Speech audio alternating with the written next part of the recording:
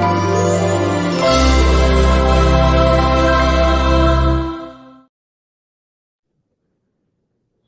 everyone, welcome back to HM Chemistry channel. Today in this class we are going to take GOC, that is Journal Organic Chemistry for this session.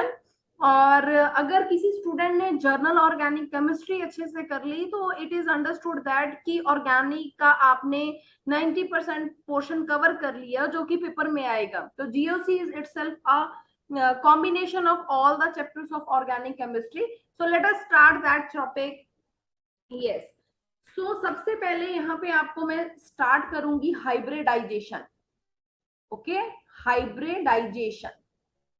तो 2-3 lectures में ये काम complete हो जाएगा and it will be beneficial for you. Hybridisation क्या है ये inorganic में ऑलरेडी आपने पढ़ रखा है, तो I am not going to do all the things in the detail here. But आप लोगों को ये पता है कि अगर हम ऑर्गेनिक केमिस्ट्री में बात करते हैं तो ऑर्गेनिक केमिस्ट्री में हम 3 तरह की हाइब्रिडाइजेशन देखते हैं. So it is sp hybridization, sp2 hybridization and sp3 hybridization. sp3 में सारे के सारे सिंगल बॉन्ड इन्वॉल्व होते हैं. ऑर्गेनिक के लिए याद रखना है आपने.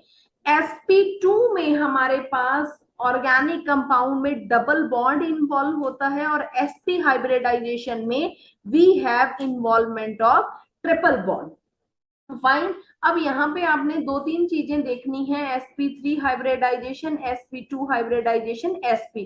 सो you have to compare the 3 hybridisation accordingly, क्योंकि यहाँ से कई बार क्वेश्चन फ्रेम आउट हो जाता है. So we are going to do that. ठीक है, तीनों हाइब्रिडाइजेशन का जस्ट एक comparison chart you have to make. So let us start that.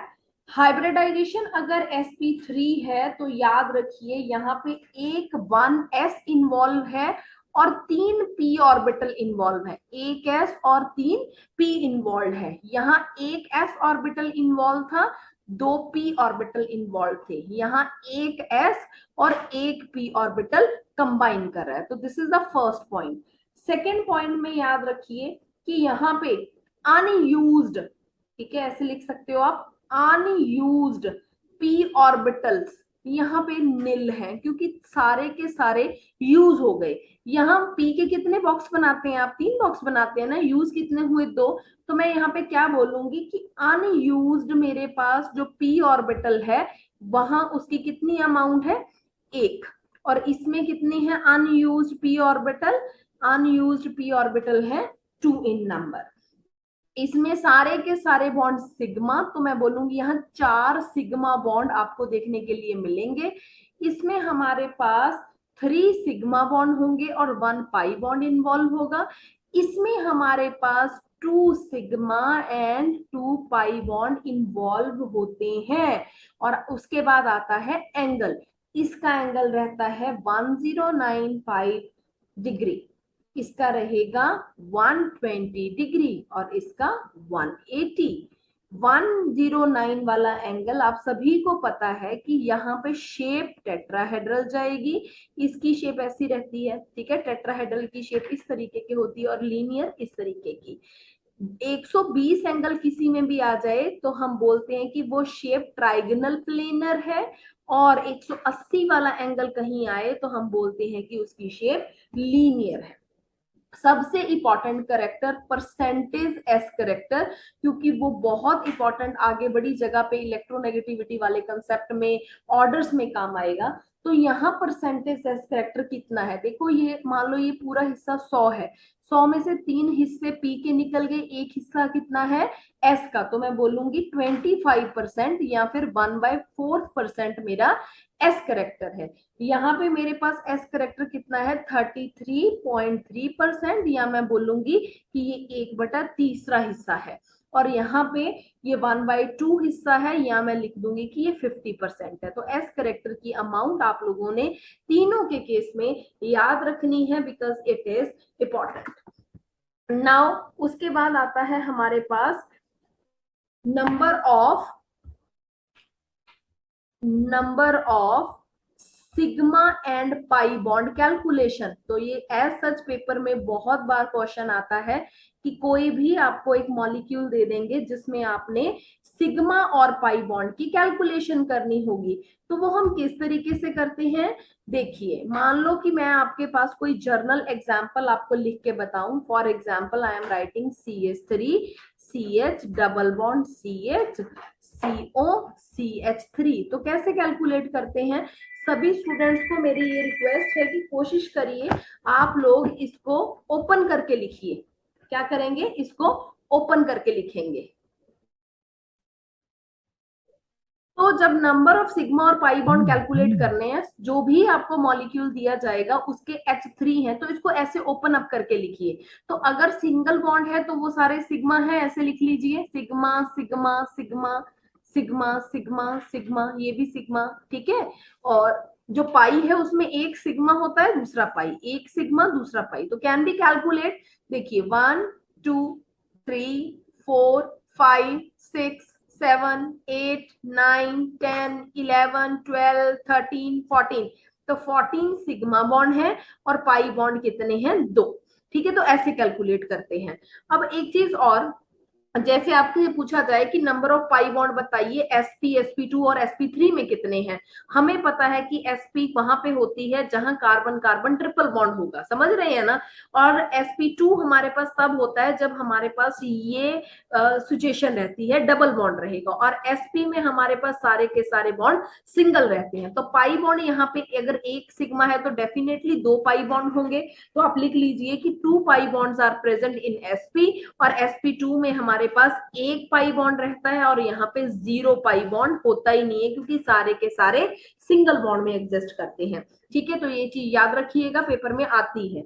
उसके बाद हमारे पास नेक्स्ट जो चीज है जो आपने लर्न करनी है, वो है कि जो हाइब्रिडाइजेशन है उससे आपको क्या चीजें पता चलती हैं। तो आप लिख लीजिए हाइब्रिडाइजेशन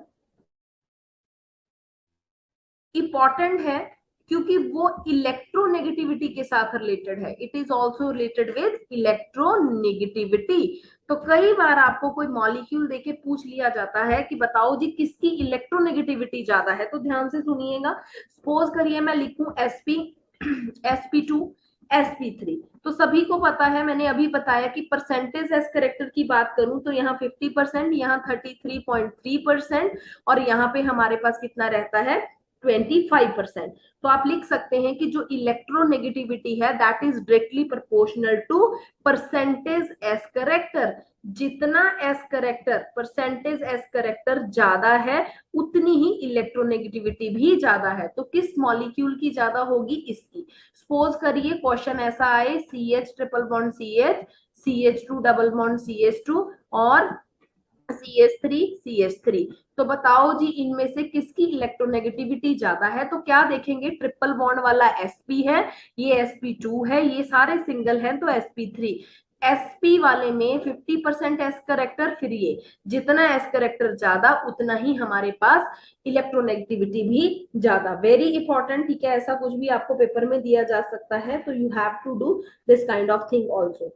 ठीक है जी, दिस इज इंपॉर्टेंट।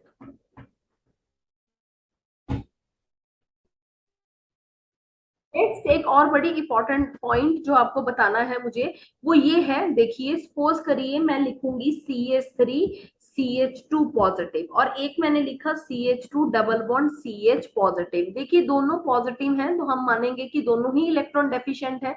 यहाँ पे ये वाला बॉन्ड जो ये वाला कार्बन है वो sp3 हाइब्रिडाइज्ड है, सारे सिंगल है, और यहाँ पे ये sp2 हाइब्रिडाइज्ड है। sp3 वाला याद रखिए ये इलेक्ट्रो पॉजिटिव करेक्टर शो करता है, और अगर किसी कार्बन पे पॉजिटिव चार्ज है बट वो sp2 है तो वो बिहेव करेगा इलेक्ट्रोनेगेटिव एटम की जगह, क्योंकि इसकी इलेक्ट्रोनेगेटिविटी स्लाइट ज्यादा होगी इससे। तो इसको कैसे लिखेंगे कि जो sp हाइब्रिड ऑर्बिटल है, sp हाइब्रिडाइज जो कार्बन एटम होगा वो हमेशा इलेक्ट्रोनेगेटिव रहता है नेचर में। ठीक है, it is always electronegative in nature. और sp3 वाला हमेशा हम मान के चलते हैं दिस इज इलेक्ट्रो पॉजिटिव, तो इलेक्ट्रो पॉजिटिव रहेगा। बट जो sp2 हाइब्रिडाइज्ड वाला है कार्बन एटम, जैसे मैंने यहां बना दिया ये पॉजिटिव चार्ज, ये आपके पास दो तरीकों से बिहेव कर सकता है। कैसे? ये इलेक्ट्रोपॉजिटिव करेक्टर शो करेगा अगर ये कार्बोकेटाइन में है और वो sp यहाँ पे देखिए इसके साथ अटैच है, ठीक है, और यहाँ पे ये इलेक्ट्रोनेगेटिव करेक्टर भी शो कर सकता है। मैं दोबारा से एक्सप्लेन करूंगी कि हमारे पास अगर ऐसी सिचुएशन रहती है, अगर आपको इनमें से पूछ ले, ठीक है तो ये दोनों ही पॉजिटिव, तो क्वेश्चन में आपसे ये पूछा कि which one is more electronegative, तो मोर इलेक्ट्रोनेगेटिव की केस में आपने ये नहीं देखना कि पॉजिटिव है, आप अगेन यही चीज देखेंगे sp sp2 sp3, ये sp2 हाइब्रिडाइज था तब मानेंगे कि इसकी जो इलेक्ट्रोनेगेटिविटी है वो ज्यादा है इस कंपाउंड के कंपैरेटिवली। जर्नल टर्म्स में हम ये बोलते हैं कि अगर sp हाइब्रिडाइज है वो इलेक्ट्रोनेगेटिव रहता है, sp3 वाला इलेक्ट्रोपॉजिटिव, और sp2 वाले के पास पॉसिबिलिटी रहती है भी वो इलेक्ट्रोपॉजिटिव भी हो सकता है, वो इलेक्ट्रोनेगेटिव भी हो सकता है, डिपेंड करता है कि वो किसके साथ अटैच है।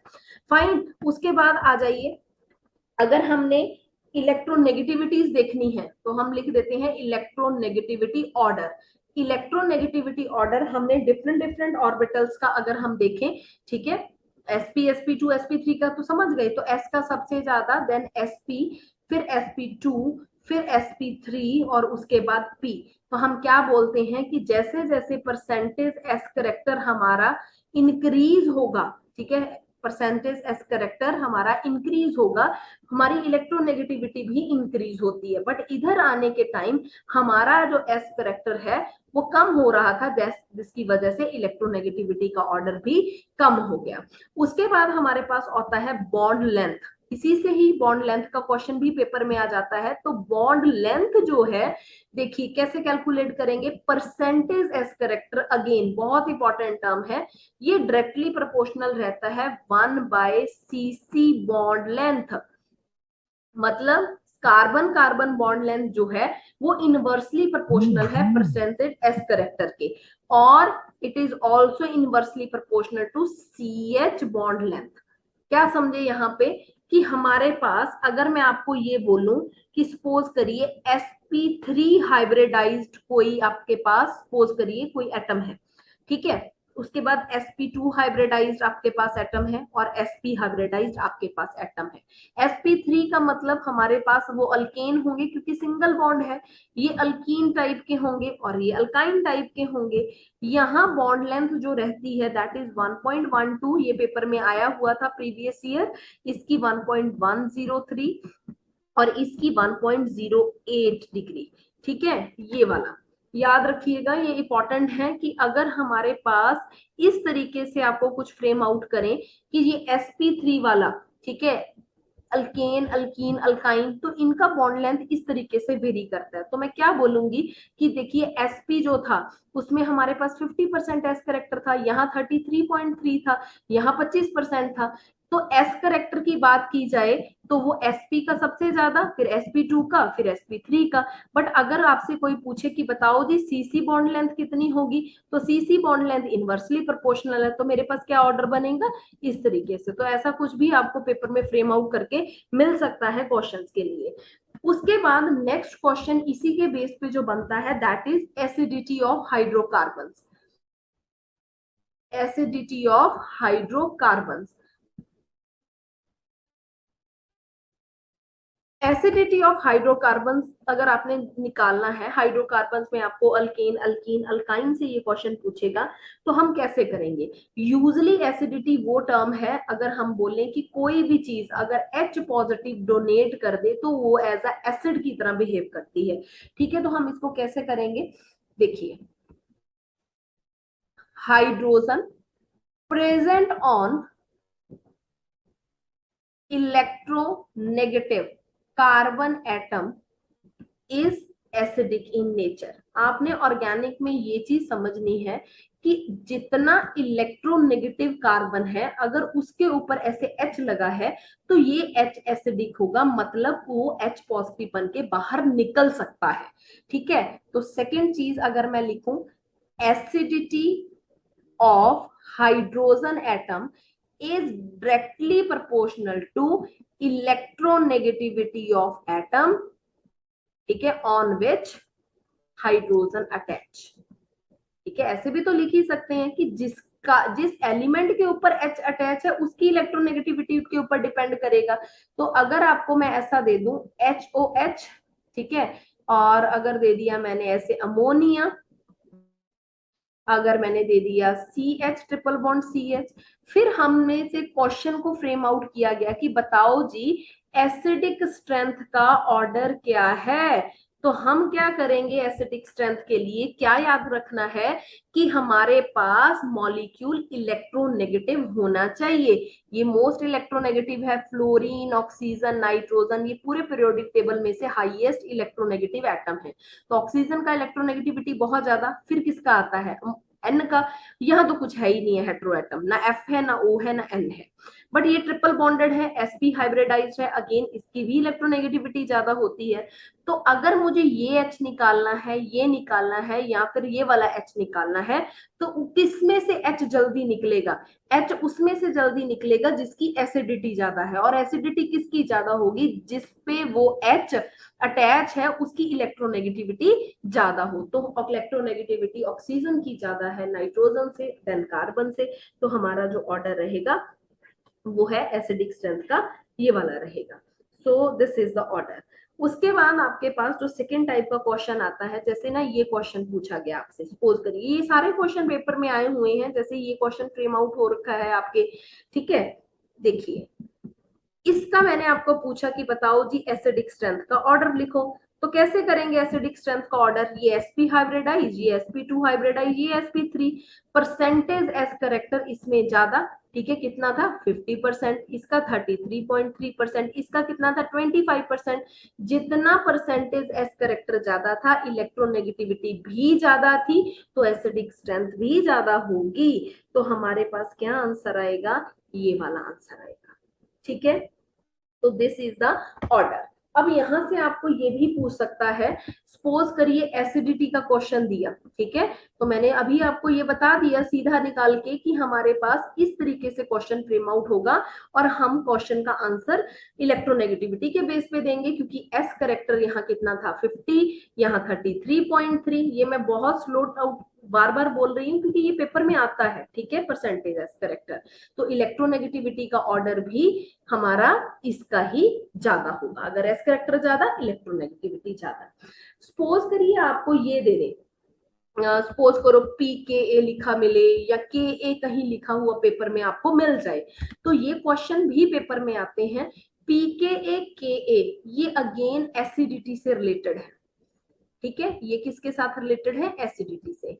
अगर किसी भी मॉलिक्यूल का Ka ज्यादा है तो हम बोलते हैं कि उसकी एसिडिक स्ट्रेंथ भी ज्यादा है, और जो Ka है वो PKA के इनवर्सली प्रोपोर्शनल है। मतलब अगर Ka ज्यादा, एसिडिक स्ट्रेंथ ज्यादा, तो क्या मैं ये बोल सकती हूँ कि उस मॉलिक्यूल का PKA कम होगा। तो ये चीज तीनों आपस में रिलेटेड है। तो कई बार जैसे ये मॉलिक्यूल दिया है, आपको सीधी वैल्यू फ्रेम आउट करके दे देते हैं, और साथ में नीचे ये लिखेंगे कि this is PKA value. PKA value इसकी कितनी है 25, इसकी दी है 44, इसकी दी है 50। तो मैंने आपको क्या बताया था, अब आपसे क्वेश्चन में ये पूछ रहा है कि बताइए कि हमारे पास एसिडिक स्ट्रेंथ किसकी ज्यादा होगी, एसिडिक स्ट्रेंथ का ऑर्डर बताइए, ठीक है, फाइंड करिए। तो हम किस तरीके से क्वेश्चन को करेंगे कि जितनी PKA हमारी, हमने याद रखना है Ka ज्यादा होना चाहिए, अगर ये ज्यादा है PKA कम होगी, एसिडिक स्ट्रेंथ ज्यादा होगी। इसका मतलब जिसकी PKA सबसे कम है उसकी एसिडिक स्ट्रेंथ सबसे ज्यादा है। तो हम क्या कहेंगे, PKA is inversely proportional to acidic strength. जिसकी PKA हमारे पास कम है उसकी वैल्यू ज्यादा एसिडिक स्ट्रेंथ की, और इसकी ज्यादा है उसका हमारे पास कम होगा एसिडिक स्ट्रेंथ। तो ये क्वेश्चन 5 तरीके से फ्रेम आउट हो सकते हैं, मैंने सारे आपको बता दिए। इस तरीके से कुछ भी आपको पेपर में मिल सकता है, ठीक है। अब देखिए एक क्वेश्चन और, सपोज करिए आपको ये पूछ लिया जाए ये वाला, और साथ में आपको ये चीज पूछी जाए भी बताओ कि हमारे पास एसिडिक स्ट्रेंथ किसकी ज्यादा है। तो हम क्या करेंगे, देखिए एसिडिक स्ट्रेंथ के लिए मैंने अभी बताया दो चीजें हैं कि अगर हमारे पास Ka ज्यादा है, ठीक है, मैं लिखूंगी Ka ज्यादा है, PKA कम होना चाहिए, परसेंटेज एस करेक्टर भी ज्यादा होना चाहिए। तो इन सभी केसेस में जो एसिडिक स्ट्रेंथ है वो बहुत ज्यादा होगी। ठीक है, अब हमारे पास हमने ये H निकालना है, समझ रहे हैं आप, और यहाँ पे ये H निकालना है। ये H क्या होंगे, इलेक्ट्रोनेगेटिव। क्यों, क्योंकि sp कार्बन वाले के ऊपर अगर H लगा है तो हमने अभी पढ़ा था कि वो इलेक्ट्रोनेगेटिव होगा, क्योंकि उसका S करेक्टर ज्यादा है तो इलेक्ट्रोनेगेटिविटी भी ज्यादा थी।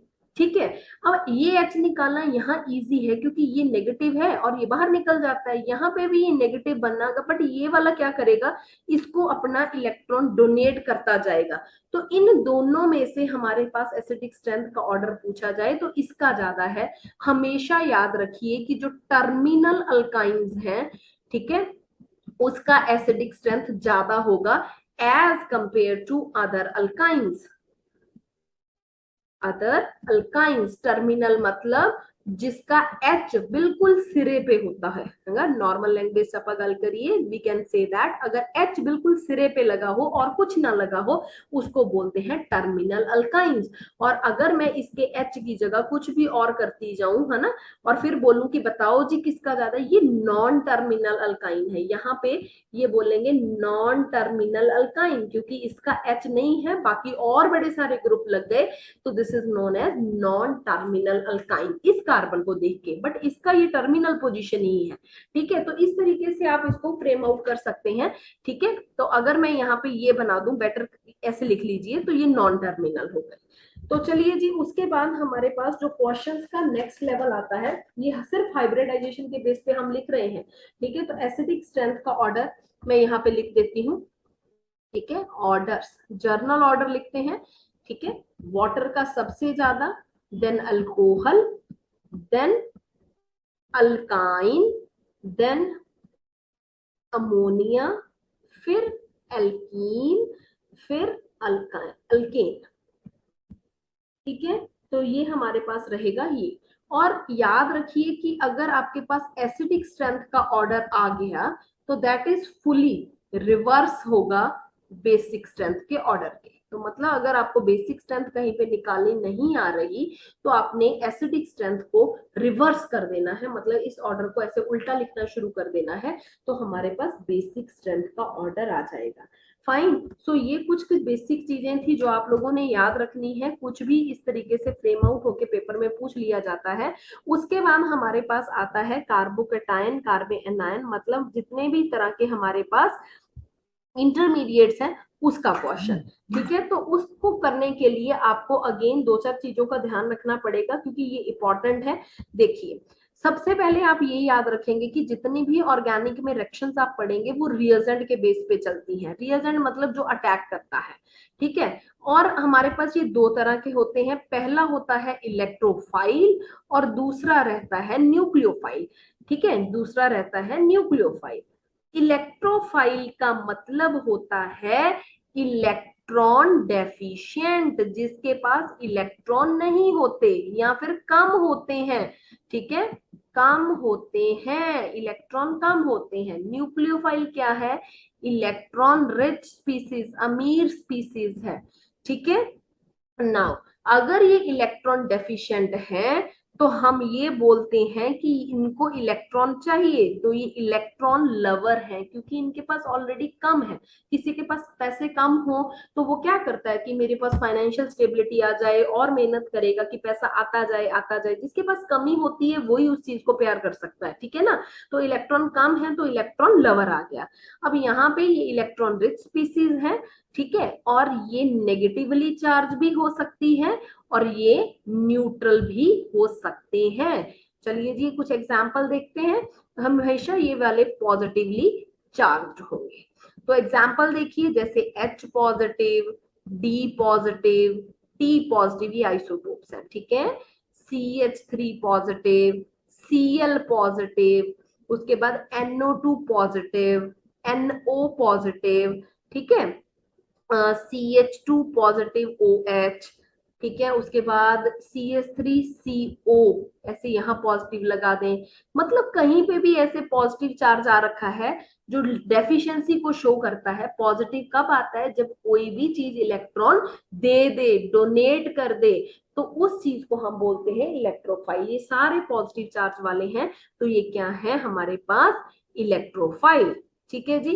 अब नेक्स्ट हमारे पास जैसे न्यूक्लियोफाइल का एग्जांपल लिखें, जैसे H negative, D negative, T negative, CH3 negative, Cl negative, F negative, है ना, कहीं पे भी नेगेटिव आ रहा है वो सारे इलेक्ट्रॉन रिच हैं, बट इट डजंट मीन कि सारे नेगेटिवली होंगे। For example ammonia, lone pair भी कहीं पे आ जाए तो वो मॉलिक्यूल न्यूट्रल होगा और वो भी इलेक्ट्रॉन रिच स्पीसीज है, न्यूक्लियोफाइल है। फॉर एग्जांपल वाटर आ गया तो लोन पेयर है ना, तो ये चीज, या फिर मैं लिखूं अल्कोहल, है ना, तो ये सारी चीजें क्या है, न्यूक्लियोफाइल की तरह रिएक्ट कर सकती हैं। वेरी इंपॉर्टेंट, बहुत ज्यादा इंपॉर्टेंट है ये सारी चीजें। और यहाँ से ना कई बार हमें ये पूछता है कि जैसे अमोनियम आयन हो गया या फिर H3O पॉजिटिव हो गया, these are not electrophiles। लगता तो ऐसा है ना कि इलेक्ट्रोफाइल होंगे, बट ये इलेक्ट्रोफाइल नहीं है। क्यों नहीं है, क्योंकि इनका जो ऑक्टेट है वो ऑलरेडी क्या है, कंप्लीट। क्या है इनका ऑक्टेट, कंप्लीट। तो इस तरीके से आपने इस चीज को रिमेंबर रखना है। अब कई बार जो लुईस एसिड पे क्वेश्चंस आते हैं कि लुईस एसिड कौन कौन से हैं, तो ब्रीफ चार्ट बना लेते हैं। For example BF3, AlCl3, BH3, BCl3, SO3, ZnCl2, BeCl2, FeCl3, SnCl2, ये सारे के सारे। ठीक है। और अगर मैं बात करूं लुईस बेस की, तो लुईस बेस के एग्जाम्पल रहते हैं वाटर, अमोनिया, अल्कोहल, ईथर, क्योंकि ये सारे इलेक्ट्रोफाइल की तरह भी डील करते हैं। फॉर एग्जाम्पल अमोनिया आयन, ठीक है, सॉरी अमीनो ग्रुप एंड थायो ग्रुप, ऐसे। ठीक है जी। तो ये सारे पार्ट हो गए हमारे पास बेसिक। कई बार पूछता है कि जो फ्री रेडिकल है वो क्या है। फ्री रेडिकल में हम ये साइन लगाते हैं, याद है आपको, ऐसा ऐसा करके कुछ लगा होता है। फ्री रेडिकल भी एक तरह का इलेक्ट्रोफाइल है, क्योंकि हर एक बॉन्ड में 2 इलेक्ट्रॉन होते हैं। सपोज करिए बॉन्ड टूट जाए किसी भी वजह से और हमारे पास इसका एक ही इलेक्ट्रॉन बचे, दूसरा दूसरा एलिमेंट ले जाए, तो ये एज अ इलेक्ट्रोफाइल ही एक्ट करते हैं। ठीक है, तो उसको बोलते हैं फ्री रेडिकल स्पीसीज। अब हमारे पास बॉन्ड जो है वो 2 तरीके से टूटता है। किसी भी बॉन्ड की ब्रेकेज जो है वो 2 तरीके से होगी। बॉन्ड 2 तरीके से टूटेगा। पहला बॉन्ड है होमोलिटिक क्लीवेज, ये पेपर में आया हुआ था, या फिर बॉन्ड टूटता है हेट्रोलिटिक क्लीवेज। हेट्रोलिटिक, लिटिक मतलब ब्रेक करना, होमो मतलब एक जैसे तरीके से। ठीक है, तो मान लो अगर मैंने बॉन्ड को ब्रेक किया, सपोज ऐसा था कि एक बॉन्ड में ऐसे 2 इलेक्ट्रॉन थे, अगर बॉन्ड को मैंने ऐसे तोड़ा कि एक इसके पास रह जाए, एक इसके पास रह जाए, तो वो होगा होमोलिटिक क्लीवेज। होमो में हमेशा फ्री रेडिकल बनते हैं, याद रखिएगा। हेट्रोलिटिक में क्या होगा, अगेन ये वाले स्पीसीज लेते हैं। हेट्रोलिटिक मतलब सेम नहीं है, तो मान लो ये दोनों इलेक्ट्रॉन ये स्पीसीज लेके भाग जाए, एक इसका था एक इसका, बट ये दोनों ही बी लेके चला गया, तो इसने अपने हिस्से का इलेक्ट्रॉन भी क्या कर दिया, लूज। और किसी भी इलेक्ट्रॉन को जब आप लूज करते हैं तो कौन सा चार्ज आता है, पॉजिटिव, और यहाँ नेगेटिव। तो मतलब जब भी हेट्रोलिटिक क्लीवेज होगी, आयंस की फॉर्मेशन हो गई, that's it, very very important. ठीक है। अब होमोलिटिक क्लीवेज के लिए याद रखिएगा, ये बहुत इंपॉर्टेंट चीजें हैं। मैं फिर बोल रही हूँ कि अगर आपका ये काम हो गया तो आप बहुत सारी क्वेश्चन ऑर्गेनिक के कवर अप कर लेंगे। तो होम इसके ऊपर टाइम लगता है, बट ये लेंथी भी है और इंपॉर्टेंट भी है। होमोलिटिक क्लीवेज के लिए हमेशा हमें हाई टेम्परेचर प्रेशर कंडीशंस चाहिए, टेम्परेचर भी ज्यादा, प्रेशर भी ज्यादा, या फिर यूवी लाइट चाहिए, या फिर सनलाइट चाहिए, या फिर एरो के ऊपर ट्रायंगल लिखा हुआ मिलेगा, या फिर एच म्यू लिखा हुआ मिलेगा। तो ये हमारे पास रिक्वायरमेंट्स रहती हैं होमोलिटिक क्लीवेज की। यूजली ये पर ऑक्साइड की फॉर्म में होता है, क्योंकि peroxide as a catalyst act करते हैं फ्री रेडिकल्स को बनाने के लिए। क्यों? क्योंकि होमोलिटिक क्लीवेज से क्या बनेगा? Free radical. और यूजली नॉन पोलर सॉल्वेंट आपको चाहिए क्योंकि वो इस रिएक्शन को फेवर करेंगे। This is clear? Okay. So heterolytic cleavage हमारे पास कम टेम्परेचर पे चलती है, तो उसके लिए आपको इतना ज्यादा लंबा चौड़ा टेम्परेचर लेने की जरूरत नहीं है। अब उसके बाद आता है कि होमोलिटिक क्लीवेज होगी, आपने पढ़ लिया क्या बना? Free radical. और हेट्रो से मेरे पास क्या बनता था? पॉजिटिव नेगेटिव आयन, मतलब कार्बोकेटायन बनेगा या फिर कार्बे एनायन बनेगा। तो इनका क्या मतलब है? तो अब हमने डिटेल में इंटरमीडिएट्स पढ़ने हैं, तो उसके बाद हम स्विच करेंगे। तो उसके बाद आ जाइए इंटरमीडिएट में, पहले तीनों को कंपैरिजन करूंगी, ठीक है? कार्बोकेटायन, कार्बे एनायन और फ्री रेडिकल, ये क्या चीज है? और अगर मैं डिटेल में इसको बना के दिखाऊं तो मैं इसको ऐसे बनाऊंगी, कार्बोकेटायन, ठीक है, कार्बे एनायन, और फ्री रेडिकल को मैं कैसे शो करूंगी? अगेन इस तरीके से। अब देखिए इसके ऊपर जो कार्बोकेटायन है, यूजली आप लिखिए कि this is electrically neutral. Electrically neutral होता है, पॉजिटिव देख के इसको ऐसा मत बोल जाइएगा कि न्यूट्रलिटी नहीं है। ये इलेक्ट्रिकल न्यूट्रल जो है न्यूट्रल स्पीसीज है। पॉजिटिव चार्ज होगा इसके पास, यहाँ नेगेटिव चार्ज है, यहाँ हमारे पास कोई भी चार्ज नहीं है। तो अगेन मैं बोलूंगी this is electrical neutral in nature, ठीक है, इलेक्ट्रिकली न्यूट्रल इन नेचर। अब क्वेश्चन में ना कई बार आपको ये पूछता है कि कितने इलेक्ट्रॉन्स होते हैं।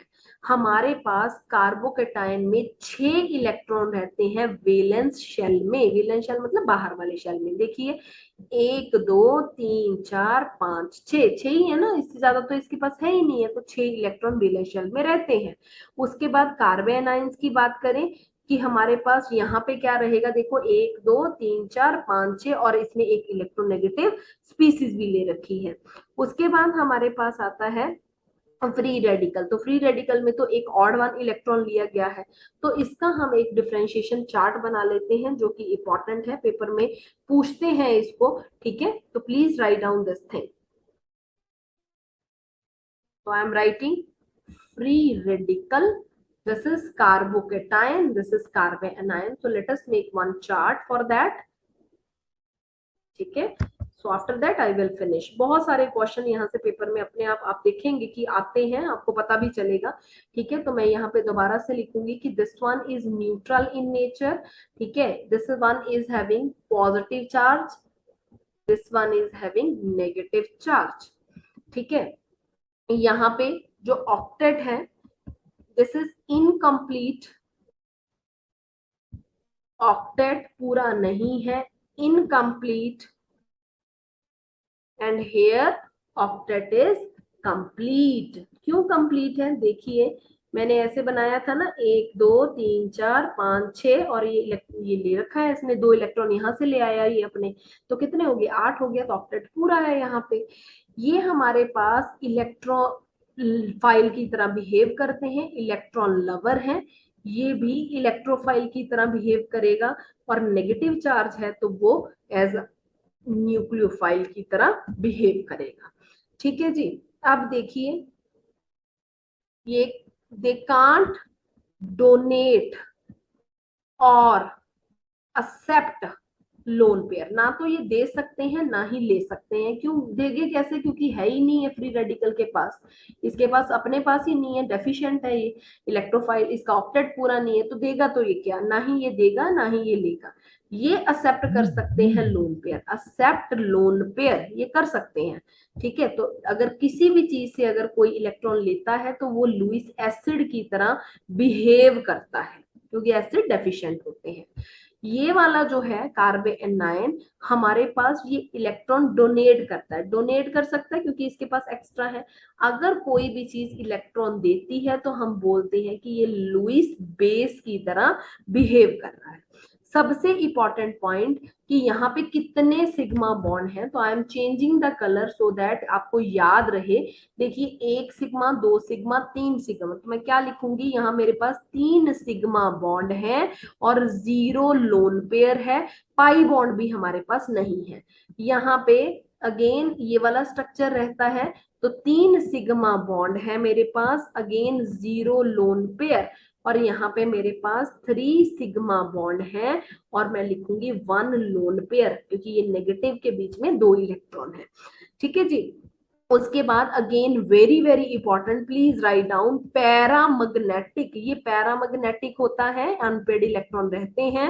यहाँ पे हमारे पास ये स्पीसीज डायामैग्नेटिक होगी। Very important, very very important, please take care of this thing, बहुत ज्यादा इंपॉर्टेंट है ये। ठीक है, ये रहेगा। अब यहाँ पे आती है हाइब्रिडाइजेशन।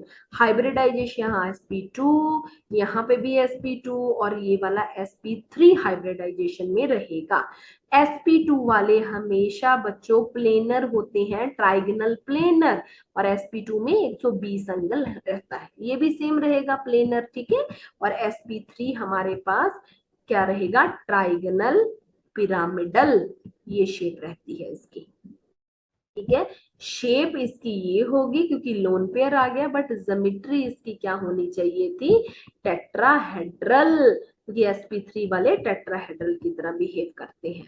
ठीक है, अब यहाँ पे ये सारी चीजें आप लोगों को याद रहें, बहुत ही ज्यादा इंपॉर्टेंट, कुछ भी आपको पेपर में पूछा जा सकता है। वेकेंट ऑर्बिटल तीनों में नहीं होते, आप क्रॉस मार सकते हैं अगर वेकेंट ऑर्बिटल पूछे, नहीं है यहाँ पे भी नहीं है, यहाँ पे भी नहीं। तो यहाँ से कौन सा क्वेश्चन फ्रेम आउट हो सकता है पेपर में, I am writing this thing. यहाँ से आपको ये पैरामैग्नेटिक, ये डायामैग्नेटिक वाला क्वेश्चन, शेप वाला क्वेश्चन पेपर में ये लोग पूछ लेते हैं। So very important, you have to check the things which I have write here, कि आप लोगों को सारी चीजें ये बेसिक याद हो। पैरामैग्नेटिक है, कितने सिग्मा पाई है, डायामैग्नेटिक है, ये चीजें याद रहें। ये वाले इलेक्ट्रोफाइल हैं दोनों, ये न्यूक्लियोफाइल की तरह एक्ट कर रहा है, और इनकी शेप्स वेरी इंपॉर्टेंट, यहाँ से पेपर में क्वेश्चन आ सकता है। So I am turning off this session. Next session के लिए मैं आपको अपलोड करूंगी वीडियो, अगर आपको ये वीडियो अच्छी लगी तो मुझे बताइएगा, और जीओसी मैं आपका सारा कंप्लीट करवाऊंगी, क्योंकि ये इंपॉर्टेंट है। और अगर किसी भी स्टूडेंट ने कुछ भी ऑर्गेनिक का नहीं किया तो प्लीज लीव मत करिएगा। जितना मैंने रिएजेंट करवा रखे हैं या फिर मैंने आपको लैब टेस्ट करवा रखे हैं वो प्लीज पढ़ जाइएगा, नेम डायरेक्शन पढ़ जाइएगा, और जितना जीओसी का काम है वो पढ़ लीजिए। प्रीवियस ईयर तो सबने शायद कर ही रखे होंगे, तो आराम से आप 15 नंबर तक का काम अचीव कर सकते हैं 22-25 नंबर में से। सो बाय बाय एवरीवन।